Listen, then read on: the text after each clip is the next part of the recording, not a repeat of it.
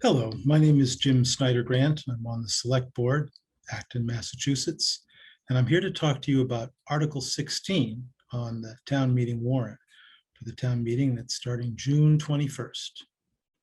Article 16 is entitled Approved Solar Contract, Low Income Community Shared Solar Facility. It's a simple endpoint. The result of a contract like this is that almost every low-income electricity customer in Acton would receive credits on their electricity bill monthly at no cost to the town. Now, the details of how we get there is a little complicated and involves some jargon. So allow me to take a few minutes to take you through the concepts that get us to this point.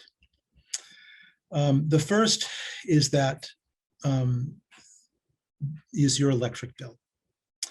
On your electric bill from Eversource, you'll see a supply section and a delivery section.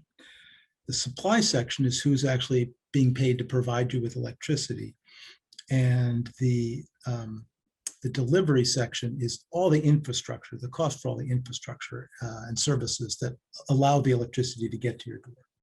That delivery portion in this part of Massachusetts is always provided by Eversource.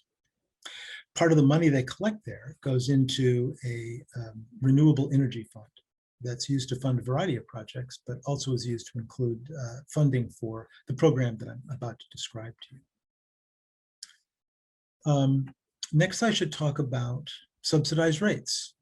On that electricity bill, if you're in one of the means-tested programs such as food stamps or subsidized lunches or subsidized housing or any of a large number of programs, you can apply for and get significant discounts from Eversource on your electricity bill, on both the delivery portion and the transmission portion. People that have these rates are the people that are eligible for these benefits that I'll be describing soon. Next, I want to talk about SMART program, S-M-A-R-T. That's the Solar Massachusetts Renewable Target Program. This is the program that allows some of that money that's collected on your electricity bill to flow to developers of solar facilities. There is a base rate per kilowatt hour generated that solar developers get paid.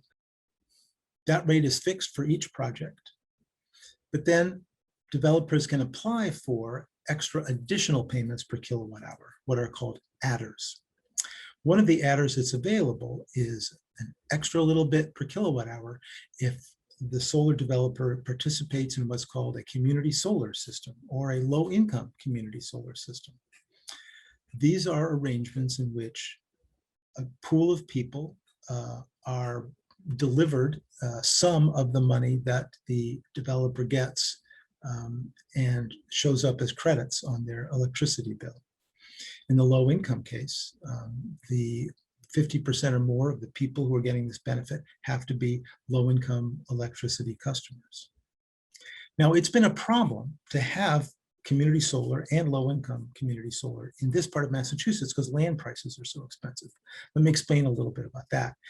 So solar developers, they have the smart rates, they have their various costs, including the rental of typically or the lease of the land that they're putting their solar panels on. And that makes the margins out here thinner than they are in the rest of the state. And on the other hand, organizing a community solar system requires some work to identify people, keep track of them as people come and go, qualify them for the particular community solar arrangement that this is. And this takes enough time and money that businesses, solar developers in this part of the state have not been able to do low-income community solar till now.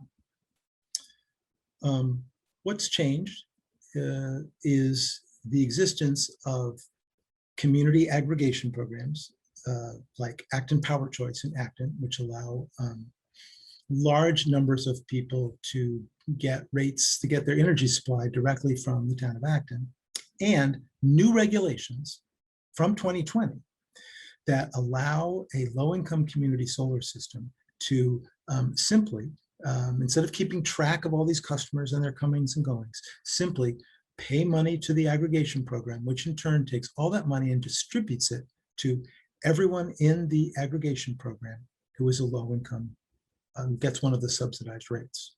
So it simplifies the accounting to the extent that it's now worth it for companies to do this. And Sincarfa, the developer of the solar array that's going to be going up on the WR Graceland, is interested in pursuing this arrangement, and the town is as well. Now we need your permission to proceed to negotiations.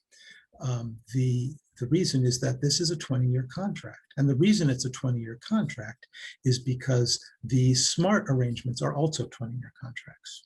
So the state has said to developers, well, if you can arrange for a community solar system with people that are in low-income customers for 20 years, then we will pay you a predictable amount of money every month based on how much energy you produce. And leases, or sorry, contracts for that period of time need the assent of town meeting before we can proceed to sign a contract. So we're looking for your permission to provide significant financial benefits to every low-income electricity customer in Acton, or at least the 80 or 90% of them who are part of the Acton Power Choice Program. I recommend approval of this, as does the Select Board. Thank you.